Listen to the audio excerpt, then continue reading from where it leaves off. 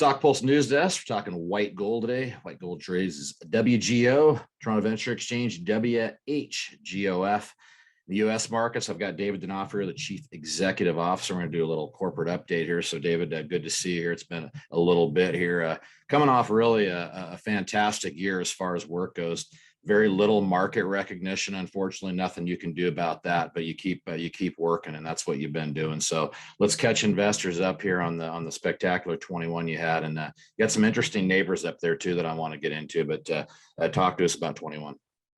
Great to be here. Thanks. I think it's a perfect time for a bit of an update and maybe a little bit of a preview of what we got lined up for 2022 also, which I think is going to be extremely exciting. But yeah, just as a recap, let's talk about 2021. This time last year when we chatted, we wanted to accomplish three things with our season. Number one, we have our flagship deposits. We're bumping up on 1.8 million ounces. This is like 2.25 gram type material, open pit. These are phenomenal resources, ounces in the ground, good recovery, all of that. So that's big, right? And assets like that are less and less common in the market, right? I think the argument for geopolitical stability has only gotten stronger and stronger. So part of our goal was to show the continued ability to grow these deposits. And what our approach was, as opposed to slowly delineating the core deposit itself, which is continues to be open in all directions and will grow, we wanted to look for different or new zones of mineralization close by, right? And we figured as a junior, we're gonna get our best bang for our buck by making these new discoveries and showing, you have these different pods, that can be accretive of, 200, 500,000 ounces at a time with very little drilling. So the last few years we've been doing that. A couple of years ago, we tagged into the Ryan Surprise. It's like 1.5 miles, 2 kilometers west of the Golden Saddle. We continue to do some work on that this year. That was a big part of our program, extremely successful. Get into that. And then what's really more exciting and what we really think we validated this year is that new zone of mineralization sits on an anomalous gold arsenic trend that's 6.5 kilometers top to bottom and a 1.5 kilometers wide. And this trend has seen hardly any testing at all. And the first little bit of testing that we're doing, we're having incredible results. On the Ryan Surprise I mentioned, so that was the first part of our diamond drilling program last year. And what we did there is we continue to extend the gold mineralization in all directions. So now we've outlined it to 400 meters by 400 meters by 450 meters at depth.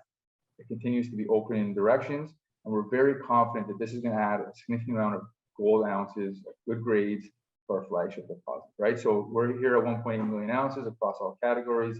The prospectivity to go to 2, 2.5, 3 is just getting better and better. So that is a phenomenal success.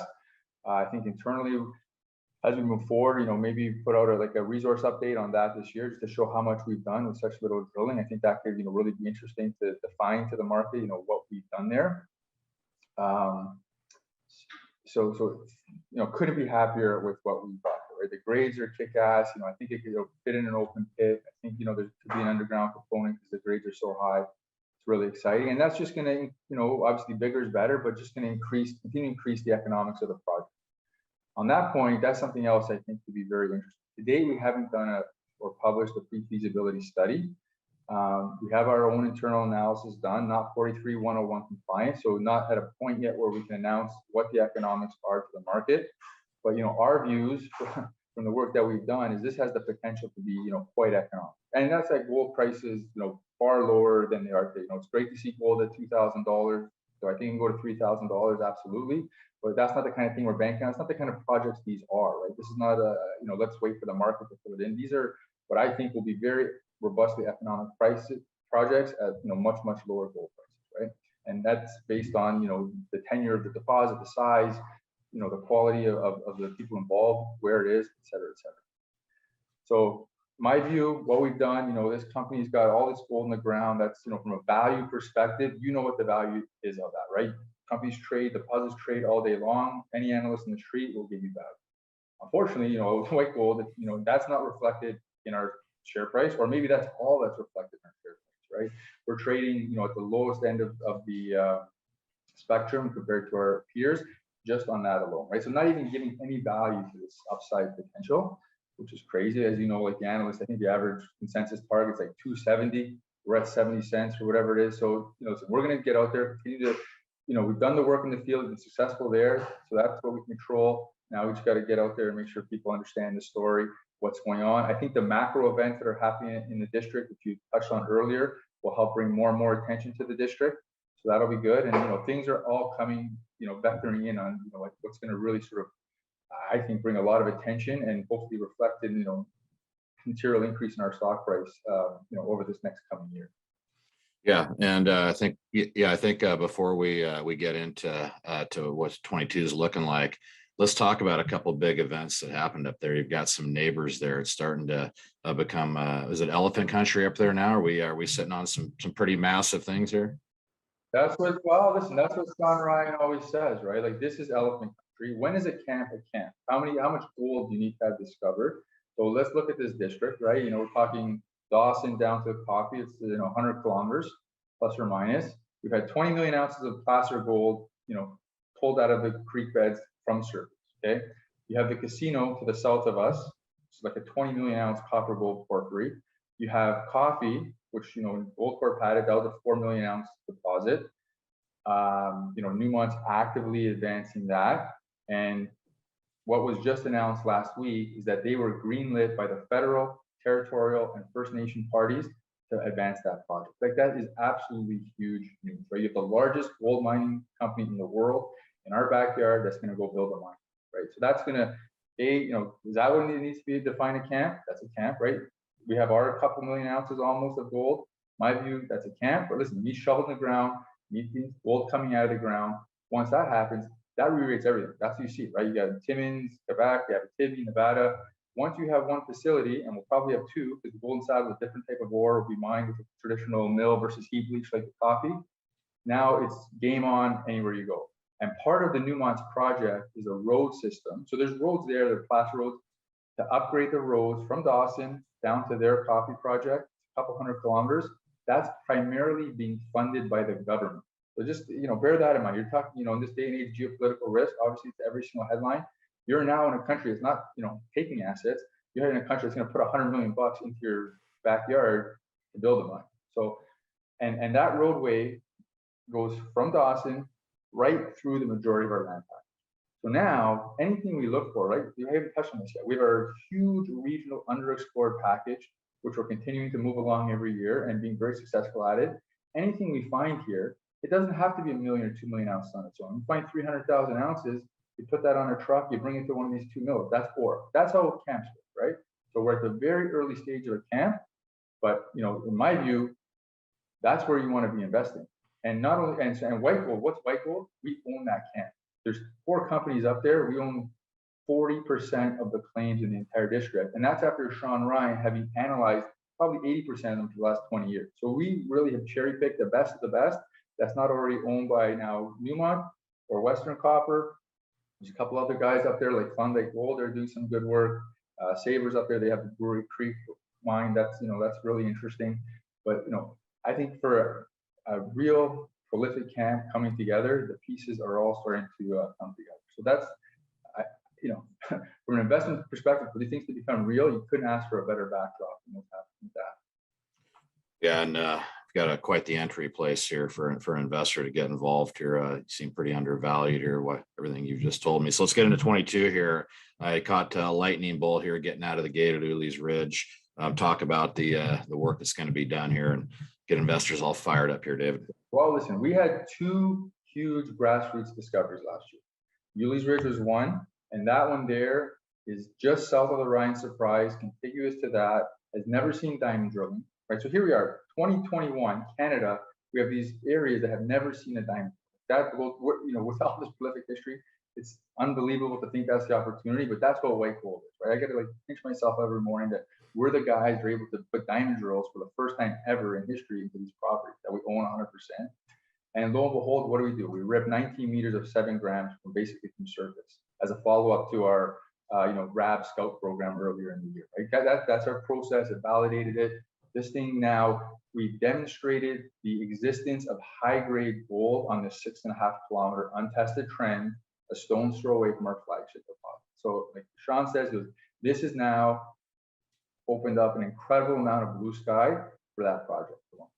So everything, you know, couldn't be going better. Gold Saddle's there, it's phenomenal. It's got the ability to be bigger. The Ryan Surprise coming together. We have the Ulli's Ridge just south of it. And right between it, there's a number of anomalies that have not been tested. So the geos are thinking there's a real possibility that these things connect. So I think they look robust on their own. You connect these things at 700 meters of deposits connecting, like how many ounces is that going to be? That's going to be big. Without even talking about the rest of this this trend, where Sean's like, I found similar rock to that right at the top of the teacher showing like 15 years ago. We've never put a drill in it. What happens if this all connects to a 5-kilometer deposit? Like this is exactly what you want to be seeing. This is, you know, I at the beginning of the year I wasn't thinking that way. Now, you know, we've done the work. The structural guys have done the analysis, and they're saying, listen, like this is a real possibility. Let's go put some more drill holes in this thing, prove it out. That's huge. That is phenomenally huge. We're going to be doing a lot of work there to continue to show that, you know, how big this Golden Saddle, Arc, Ryan Surprise, Ulli's Ridge project can get. I think we can build a lot of value through that this year, which we'll be able to, you know, continue to demonstrate to the market. That's exciting. As exciting, maybe more exciting, is our Betty property. So this is the one at the south end of our portfolio. It's contiguous to Newmont's coffee project. It's right along the same track. It's also contiguous to this big Western Copper project, which last year Rio Tinto came and put 25 million bucks. So now you have two of the largest mining companies in the world. You want to talk about elephant country? This is elephant country. We went last year with, again, a first ever diamond drill program, and we hit one of the best holes in the history of the Yukon ever, as good as the Golden Saddle, as good as the coffee, 50 meters of 3.5 grams, very near surface. Statistically, you have those types of holes at that tenure with grade evenly spread out throughout the hole, as the case here. That is the best possible scenario to be able to delineate a deposit around it, right? There's a lot of studies out there. You look at the gram meters. If the gold grade is kind of more concentrated in different areas, your odds come down. But with this type of exact same scenario, it's an extremely high likelihood that, you know, we're going to see a lot more ore around that. And that's this year. We're going to be following that up with a lot of additional drilling. I think that's really excited. I know that guy like Nico, you know, super excited when we put out that news. You know, that's when they kind of knock on our door and say, you know, we want to buy more of you guys. How much can we put in to get up to 19.9% ownership? So they're extremely excited about that, as am I. What else I'm extremely excited on that same property, a few kilometers to the east, there are a number of other targets. One of them's called the Mascot. A little bit of work was done there by the prior operator that Sean was partnered with. They've had some phenomenal results. It's the biggest anomaly on the property. Never seen a diamond drill. So we're going to be diamond drilling that for the first time ever. You know, I think the prospects of another sort of banger hole out of that are looking extremely good. So we have a lot of catalysts coming up with a lot of work. Fortunately, now we're fully financed with Nico putting in the money and a couple of our other key supporters. And you know, I couldn't have asked for a better situation with the gold price going up and everything else to head into 2022. Yeah, you just unpacked a lot there. I was going to ask you the health of the company. You just hit that. I guess, Treasure, you're in good shape here to pull out the mission here. So I guess let's consolidate a message here for investors here, David. A share price has certainly created a good entry point. Obviously, it is what it is for you. You just continue to work. But you mentioned you've got gold and silver in a good spot here. A lot of geopolitical risk around here. I would have to say that we're probably in the teeth of this bull market. So everything should be going your way here. For people who want to get involved here, talk to them a little bit. Yeah, I think, you know, I've been in this business for a long time. You know, with the Power One Capital Group, we financed and backed a number of exploration companies like this one for many years. Been very fortunate to be involved with a number of very high profile success stories. And what we've learned over the years is what it takes to get to that type of success. And White Gold really incorporates all of that. You've got this great land package. It's underexplored. You've had success. You have a pathway to more success. You understand, and the more work we do, the more success we have, the more it really opens our eyes on the prospectivity of everything else as we continue to work up this package. We have a true district scale opportunity. This is 1 million acres. It's the very early stages of what I think will be a true gold camp, right? This is like going back in time and being able to buy 40% of the Timmins camp or Nevada or wherever else. We have phenomenal partners, right? You know, everyone should do their own due diligence, but knowing that Kinross and Agnico are major partners, along with Eric Sprott and the Power One Group, some of the brightest minds in the business, I think that should carry a lot of weight for people, the investors.